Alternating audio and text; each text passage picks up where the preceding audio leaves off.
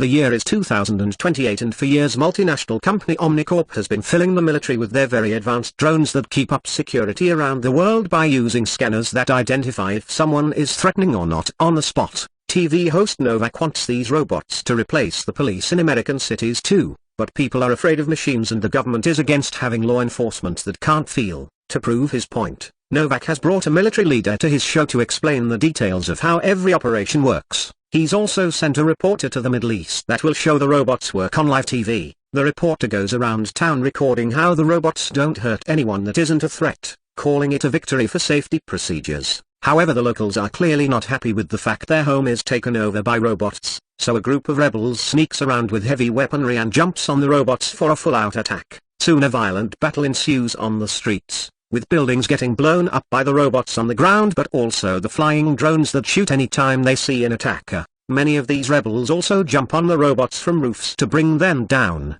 As the entire area begins to explode, the robots find a scared young boy with a knife in his hand, only trying to protect himself, but for the scanner a knife is enough to be a threat and the robot immediately kills the boy. Novak doesn't let this change his mind and tells his viewers that what the robot did was a good thing, just part of keeping the city safe. Meanwhile at the police station, Detective Alex comes to see his boss, who demands an explanation about the incident his rude co-workers are accusing him of. Alex tells her the whole story. The previous night, Alex and his best friend met with some criminals for an undercover operation. They tricked a dealer into revealing some illegal weapons and arrested him on the spot. However, when Alex went to check the evidence locker later, the weapons they took were missing and nobody signed the paperwork, meaning a dirty cop had to take them out. Afterward, Alex and his partner went undercover again and met with the gang leader at a restaurant, but they were interrupted when the leader got a call warning him that Alex was a cop.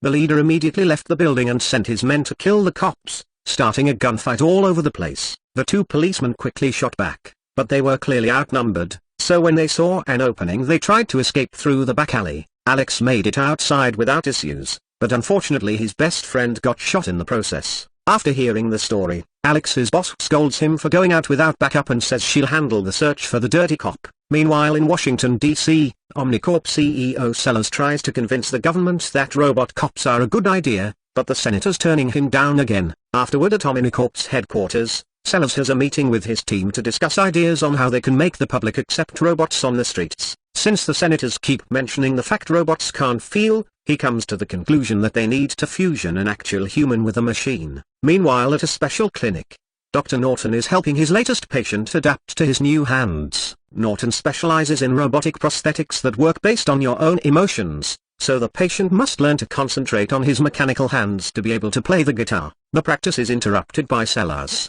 who talks to Norton in private and convinces him to design a human-machine hybrid. Norton gets together with Sellers' team to discuss their options, but every retired policeman has had their wounds for too long and is now too emotionally traumatized to go back to work, so they need to look for a fresher case. In another part of the city, Alex's rude co-workers reveal themselves to be dirty cops, and they warn the gang leader that the police department is after him. To get rid of this investigation, they'll have to do something about Alex. Later, while Alex is visiting his best friend at the hospital, a criminal puts a bomb under his car. In the evening, Alex goes home and spends some time with his son David and his wife Clara. When they're about to get busy, Alex hears the alarm of his car go off and goes outside to check. As soon as he comes closer to the vehicle, the car explodes, leaving him severely injured. As soon as Omnicorp hears of this, they invite Clara to their offices to make an offer. They'll give Alex a whole new mechanical body so he can go on living. Clara is hesitant, but then they describe in disgusting detail all the wounds Alex has suffered,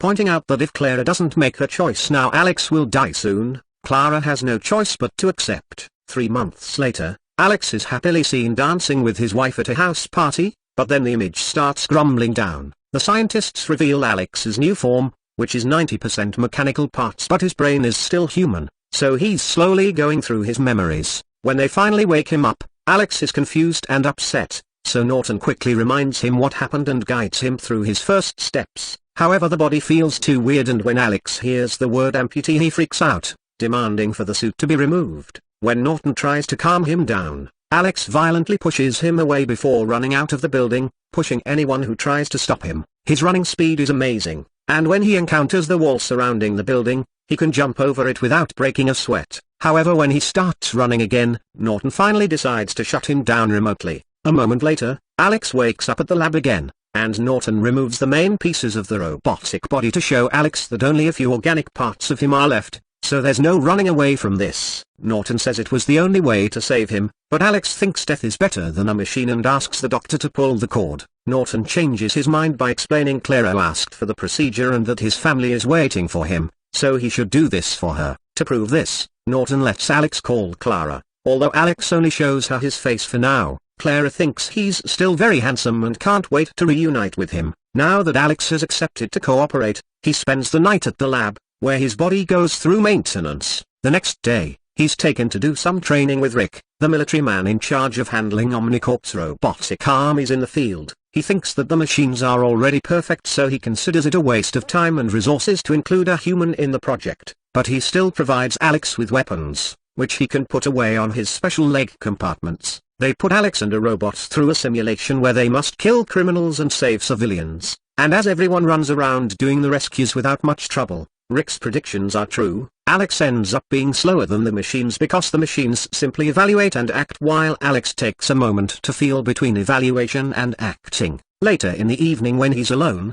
Alex uses a computer to keep track of what's happening with the gang leader case. The next day Sellers is disappointed by the results of the simulation and furiously orders Norton to fix this problem. He also thinks Alex needs to look better on screen for marketing reasons, so he asks for a better tactical suit. Later at the lab, the doctor opens Alex's head and does some modifications to his brain that will make him think he still has free will, but the machine will be actually the one acting. Alex is also given a complete makeover. Now his armor looks black and slick. Afterward they bring Alex to an abandoned building for a new test. This time he must go against Trick and an army of robots alone. Using his visor to scan the area and with outstanding reflexes, Alex quickly assesses the situation and takes action, shooting at every single robot without hesitation. He's also quick to find cover and hide when he's shot at, so he never gets hurt. One by one all the robots go down and in the end, only Rick is standing. So Alex shoots at his exoskeleton armor to take the win. All his reaction times are perfect and he never suspects the machine is doing the choosing, so the experiment is considered a success. Sometime later, Norton takes Alex home so he can finally see his family. He's rather nervous and has to take a moment to gather courage, but as soon as Clara sees him, she doesn't hesitate to hug him. David is a bit wary, but after Alex lets him touch the cool mechanical parts, David says he's happy to see him and that he's been recording some games to watch together. Unfortunately Alex can't stay because he must spend the night in the lab for maintenance. When he returns to the base, Alex meets his best friend, who has finally recovered, and he promises to catch the people that hurt him. A few days later, Sellers is eager to introduce Alex to the citizens in a big public event, so Norton begins transferring all the files of crimes and criminals since 2011. Alex also gathers access to every single security camera in the city. The information is a lot to handle by a human brain, and when Alex sees the recording of the explosion of his car, he has a seizure and passes out. Norton doesn't think they should have a press conference today, but the Omnicorp team forces Norton to fix the issue. Having no choice, Norton kicks everyone out except for his assistant and proceeds to suppress Alex's emotions, leaving him to act like an actual cold robot. Now they can finish downloading the whole database without trouble. When they go to the presentation, Alex concentrates on his duty and ignores his wife and friends, only seeing faces as criminals or civilians and not loved ones. Once he's on stage, his scanner begins identifying all the faces in the crowd until he finds a criminal 2 steps in front of the police. He immediately jumps into the crowd and catches the criminal in seconds without hurting anyone, which causes the population to start admiring Alex. On TV, Novak uses this incident to prove robots are better because the police had been standing next to a criminal and they never noticed. However, Clara is very upset because they won't let her or David talk to Alex. In fact, they're not allowing him to have a life at all. Norton tells her not to worry because this is just a side effect of the medicine and he'll get better soon. The next day, Alex finally returns to duty at the station and announces he'll catch 13 criminals today.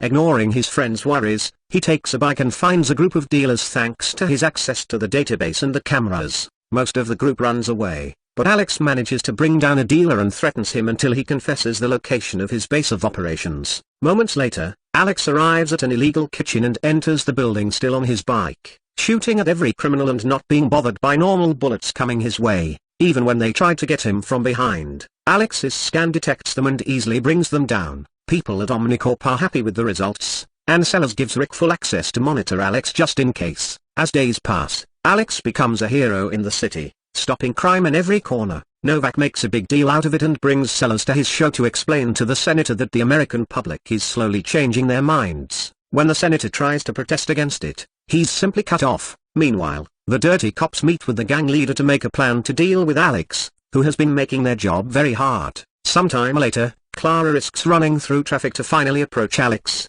asking him to show some emotion. She wants him to do something for his family since his son is suffering from night terrors and needs his father. At first Alex seems unaffected, but as he drives away, he begins approaching this as the robotic cop he is. He searches for security footage and discovers David had seen the car explosion, which left him traumatized. Learning this about his son really upsets Alex's humanity, and slowly his brain begins undoing Norton's process of taking away his emotions. He's furious that his family has been suffering because of him and he intends to fix it. People at the lab notice this change through Alex's tracker and consider turning him off, but Norton wants to see what happens since technically Alex is still solving a crime. It just happens to be his own. Alex goes to his home and by taking the information from all the cameras, he recreates the day of the attack and sees his wife and son the moment he exploded. Using the few clues he has, he goes to look for a man who worked with the gang leader, dragging him out of the car through the window and breaking his hand. Alex steps on it to make him hurt more, and the criminal gives him the phone number of the leader's driver.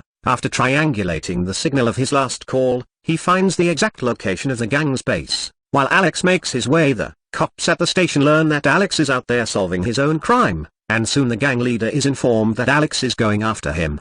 By the time Alex makes it to the base, the criminals are ready to receive him in the dark with night vision goggles and heavy weaponry. Alex breaks in with his bike and activates his night vision, triggering a gunfight. No matter how many criminals there are or how many times they shoot, Alex has no trouble walking through the base shooting anyone that gets on his way until nobody is left alive. Although this time, he does receive some damage in the process. Afterward Alex turns on the power again and takes samples of all the fingerprints on the weapons, which finally reveals which cops are dirty. Alex rushes to the police station to interrogate the men and play incriminating footage on all the computers. One of the dirty cops tries to attack Alex, who immediately shoots him to defend himself. The other guy is terrified and confesses it was their boss who planned everything. Then Alex shoots him anyway. Afterward Alex confronts her boss and tries to make her confess, but at that moment Rick shuts him down. Rick calls Sellers to tell him they can use this, and soon Novak puts the incident all over his show, proving that machines are better than people because they can't be bought. The next day, the government starts to vote in favor of bringing robots to the local police.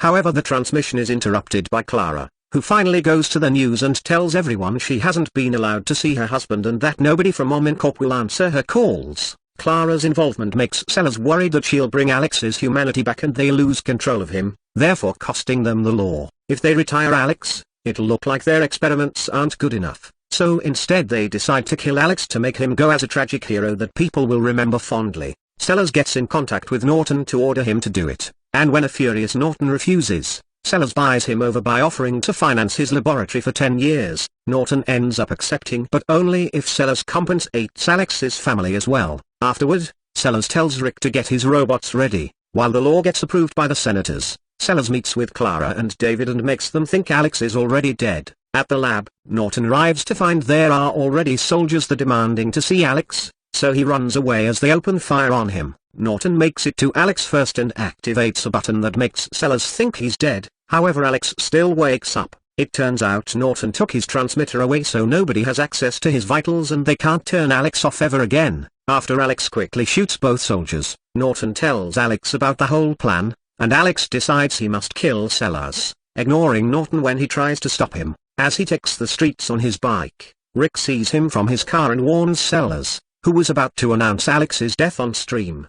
His guards immediately take him, Clara, and David to the roof to wait for a rescue helicopter. Meanwhile, Norton goes to the police to find Alex's best friend and asks for his help. At that moment Alex arrives at Omnicorp headquarters and finds it surrounded by Rick's robots and several guards. Alex knocks down a guard in a second to make the others surrender. Then he breaks into the building using his bike and starts a gunfight with the other robots. Unlike normal criminals, the robots are much better armed and have better armor, so Alex has trouble fighting them. He keeps getting hit by heavy bullets, and when he tries to jump on a robot to stop it, he's simply thrown away and gets caught under some debris. Alex manages to free himself with some shots, but running away with a wounded leg means he's too slow and the robots begin shooting him from behind. At that moment a police truck breaks into the building, and Alex's best friend walks in front of him, causing the robots to stop shooting because cops are safe in the system. This gives Alex the chance to escape through a back corridor, deeper in the building. Alex finds Rick and tries to shoot him,